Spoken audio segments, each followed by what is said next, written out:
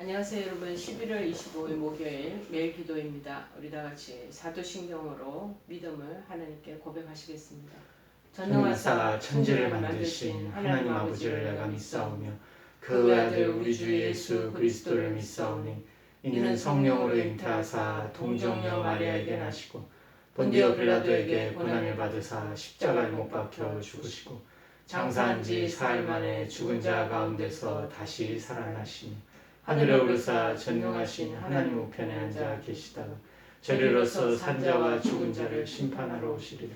성령을 믿사오며 거룩한 공예와 성도가 서로 교통하는 것과 죄를 사하여 주시는 것과 몸이 다시 사는 것과 영원히 사는 것을 믿사옵나이다. 아멘.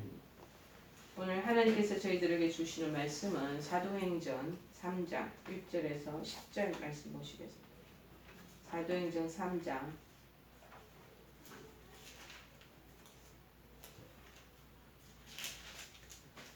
1절에서 10절 말씀입니다.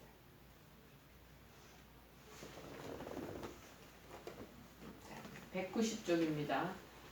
다 찾으신 줄 알고 제가 봉독하시겠습니다. 봉독합니다. 제9시 기도 시간에 베드로와 요한이 성전에 올라갈새 남에서 못 긋게 된 이를 사람들이 메고 오니 이는 성전에 들어간 사람들에게 구걸하기 위하여 날마다 미문이라는 성전문에 두는 자라. 그가 베드로와 요한이 성전에 들어가려 함을 보고 구걸하거늘 베드로가 요한과 더불어 주목하여 이르되 우리를 보라 하니 그가 그들에게서 무엇을 얻을까 하여 바라보거늘 베드로가 이르되 은과 금은 내게 없거니와 내게 있는 이것을 내게 주노니 나사렛 예수 그리스도의 이름으로 일어나 걸어라 하고 오른손을 잡아 일으키니 발과 발목이 곧 힘을 얻고 뛰어서서 걸으며 그들과 함께 성전으로 들어가면서 걷기도 하고 뛰기도 하며 하나님을 찬송하니 모든 백성이 그 걷는 것과 하나님을 찬송함을 보고 그가 본래 성전 민문에 앉아 구걸하던 사람인 줄 알고 그에게 일어난 일로 인하여 심히 놀랍게 여기며 놀라니라. 아멘. 베드로와 요한이 가진 것. 베드로와 요한이 가진 것.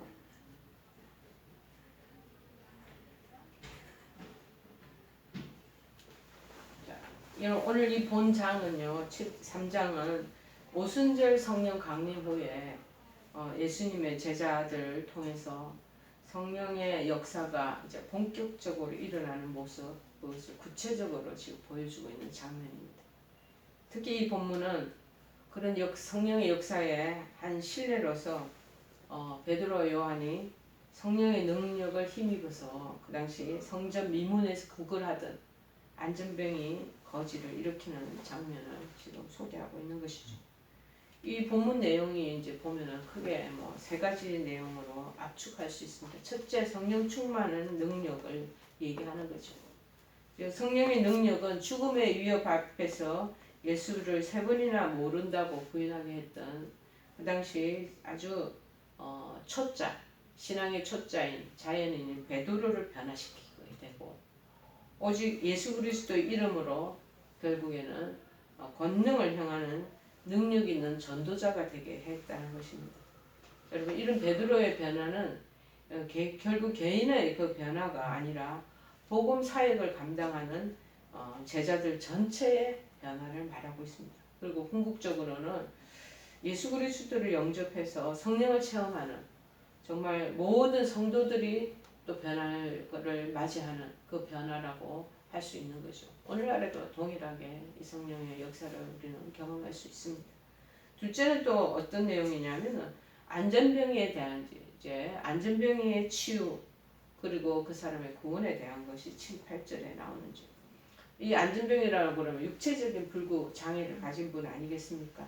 그러니 날마다 성전 문 곁에 앉아 있으면서 하나님을 찬양하지도 못하고 성전에 들어가지도 못하는 거예요. 그 앞에 누군가가 데려다 놓고. 저희가 옛날에 저 잠실에 살고 있을 때 한 20, 30년 전에 잠실에 살고 있을 때 그 성내역을 내려서 집으로 가는 길에 보면 꼭 그 안전병이 큰 그 밑에 하반신에 고무 판을 이렇게 몸을 싸가지고 잔수발을 늘 틀어놓으면서 지나간 사람들한테 구걸하는 그 분을 본 적이 있습니다. 마찬가지 그런 분인데 이런 분들은 이제 옛날에 뭐 요새처럼 장애인들을 잘 통과하기 위한 뭐 엘리베이터가 있는 것도 아니고 문도 따로 장애인들이 들어갈 수 있는 거 이렇게 가파른 그 경사진 곳을 만들지도 않았겠고 요새는 좀 장애인들을 위해서 바로 현관에 기관이나 이런 여러 가지 공공기관에 바로 문 앞에 현관 앞에다가 장애인 주차 시설 이런 거 몇 대를 다 해놓잖아요. 근데 백화점도 마찬가지고 아파트도 요새 다 그러더라고요. 만약에 이제 건강한 사람이 그 장애인들을 표시해놓는데 거기다 하면 이제 벌금을 막 물기도 하고 그러지 않겠습니까? 근데 옛날인지라 이 안전병이 이렇게 불구 장애를 겪는 사람들은요 하나님 성소에 들어가지도 못하는 거예요. 그래서 하루에 필요한 물질만 지나가는 사람에게 손벌려서 돈을 받아내고 그렇게 하는 어찌 보면은 육적인 불구이기도 하지만 영적으로도 하나님 말씀도 듣지도 못하고 하나님에 대해서 알지도 못하니까 영적인 불구도 영적인 장애를 가진 사람이기도 하겠다 그런 마음이 듭니다. 그러나 이제 그가 예수 그리스도의 은혜를 입었기 때문에 육신의 질병까지 치유받는 구원의 역사가 이렇게 나타나는 것이죠. 이렇듯 예수님의 이 복음이라는 것은 전격적인 인격적인 변화를 수반하는 것 우리가 기억해야 됩니다. 인격을 변화시키고 영적인 무지를 깨닫게 할 뿐만 아니라 하나님의 은혜에 따라 초자연적인 기적까지 나타나게 된다는 거예요.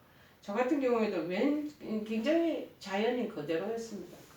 하나님에 대해서 알지를 못하고 유교 문화권에서 자라났고 뭐 제가 어디 말씀을 들을 기회가 있었겠습니까? 물론 중고등학교 시절에 사립학교 천주교 미션 학교에 있었기 때문에 뭘 그 성모 마리아에 대한 거 뭐 행사들 뭐 이런 것들은 많이 있었어요. 근데 그게 그렇게 와닿지가 않더라고요. 그냥 그런 행사를 하나보다 이 학교에서 라는 쪽으로 마음을 가졌을 뿐이지 뭐 믿음 안으로 들어가겠다 뭐 내가 믿음을 받아들이게 이런 마음은 눈꽃밭이도 없었던 저였습니다. 그런데 믿음 있는 그런 집안으로 결혼을 하다 보니 믿음에 대한 것들을 또 강요를 하니까 그게 또 그렇게 거부 반응이 일어나더라고. 그러니까 제가 항상 마음속에 갈등이 있는 거죠. 교회는 가야 되는데 뭐 알지도 못해 사람들만 모여있는 그곳을 왜 가야 되느냐. 제 마음속으로 굉장히 고민과 갈등이 많았던 그런 번민의 시절이 있었습니다. 그런데 아이가 아프다 보니 이거를 해결할 방법은 하나님이 뭐 암도 낫게 해주신다면 그런데 이 조그만 아이의 이 기간제 천식을 못 낫게 해주시겠냐 라는 마음이 들어서 그때 기도라는 거를 기도라기보다 하소연을 하기 시작한 거예요. 하나님은 그런 큰 질병도 어른들 병도 고치시는데 이 조그만 애 밤새 기치면 이 천식 하나 못 고치시겠냐고 그렇게 제가 그렇게 얘기를 했던 것 같고 얘기를 했었어요. 기도가 아니고. 그리고 하나님 앞에 또 교회를 가면 아무것도 보이지 않는다.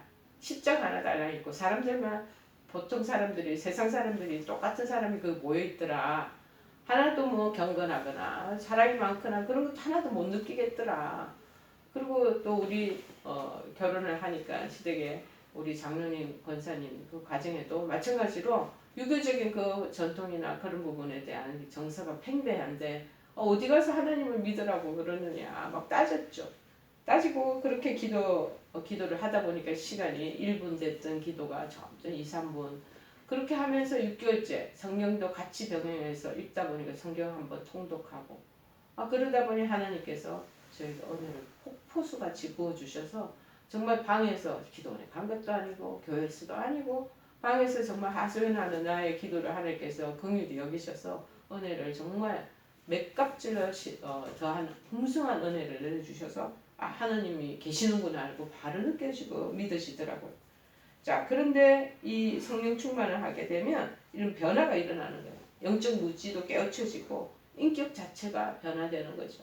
자, 셋째는 뭐냐? 예수 그리스도만이 구원자가 된다는 사실을 6절에서 말하고 있습니다. 베드로의 이 치유 능력은 온전히 예수님 이름을 힘입는 데서 나오지 않았겠습니까? 응가 금은 나는 없다는 거야.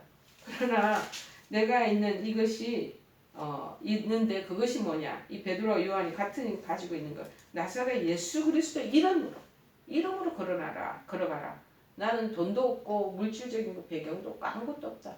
예수 그리스도 이름의 능력이 있으니 이거를 받고 일어나라 했더니 그때부터 뛰어서서 걷고 발목에 발에 힘이 주어지고 그 다음에 막 하나님을 찬송하고 영혼 구원을 얻은 거 아니겠습니까? 하나님 자체도 모르는 영적 불구인데 이제 하나님에 대한 것을 인정하고 받아들이게 된 거죠. 자, 그런 이 성전 입구에서 나면서 이 사건의 이 놀라운 게 여기에 소개되고 있다는 사실입니다. 특별히 이 사건은 초대교회에 수없이 많이 나타났던 기적 가운데 첫 번째 기록이에요. 첫 번째 기적이에요. 이 본문을 보면 베드로와 요한은 안전병기가 구걸할 때 특별히 기억한 것이 뭐냐면 자기네들이 가지고 있는 소유하고 있는 금이 이 돈 없다는 거야. 나는 돈은 없다. 가지고 있는 뭐 너를 도울 수 있는 그 어떤 밑받침 재정적인 건 없다.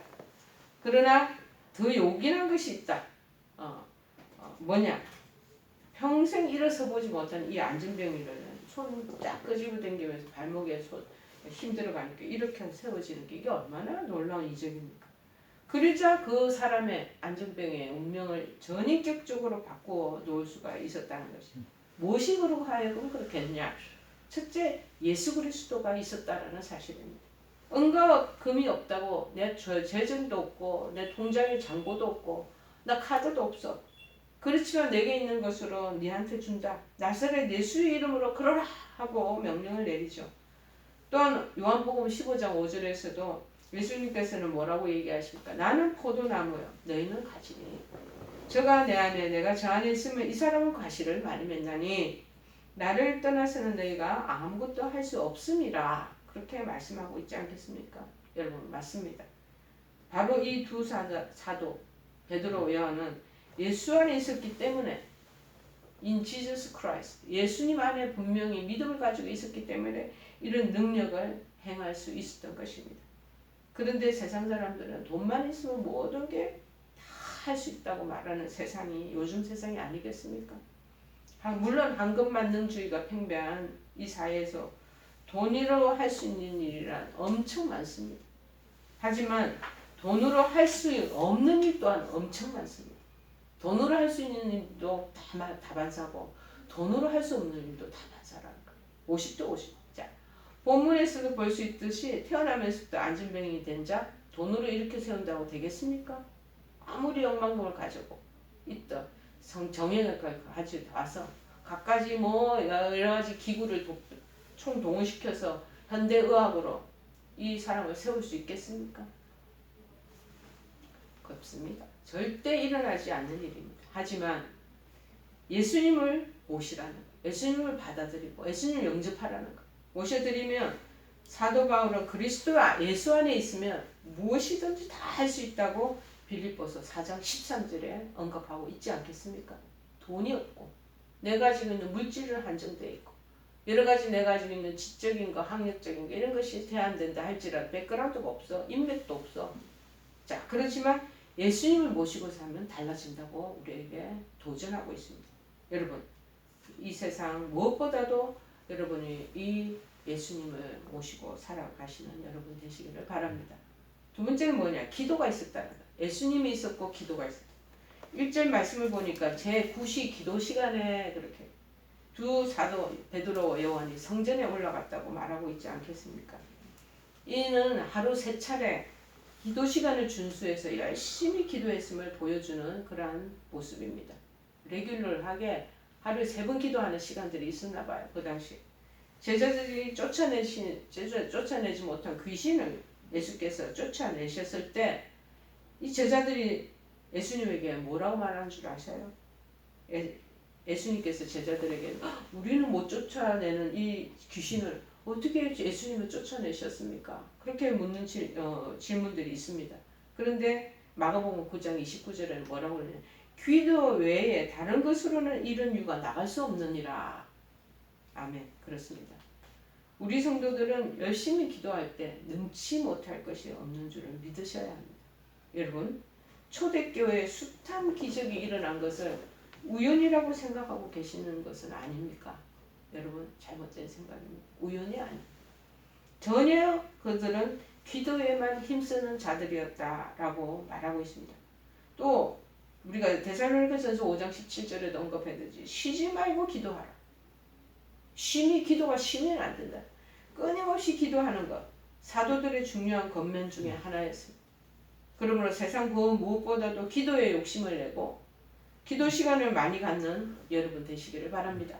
그럼 여러 가지고 있는 병마, 어려운 여러 가지 질병, 하나님께서 놀라운 기적을 오늘날에도 동일하게 보여주시고 그것을 경험케 해주시리라 믿습니다. 여러분에게 예수님 안에 여러분 안에 있는가? 기도에 쉬지 않는 기도 생활을 하고 있는가? 그거를 여러분 점검하시기를 바랍니다. 세 번째는 뭐냐? 불쌍히 여기는 마음이 있다. 4절을 보면 두 사도가 구걸하는 이 사람을 주목했다. 더불어 주목하여 이렇게 말하고 있지 않습니까?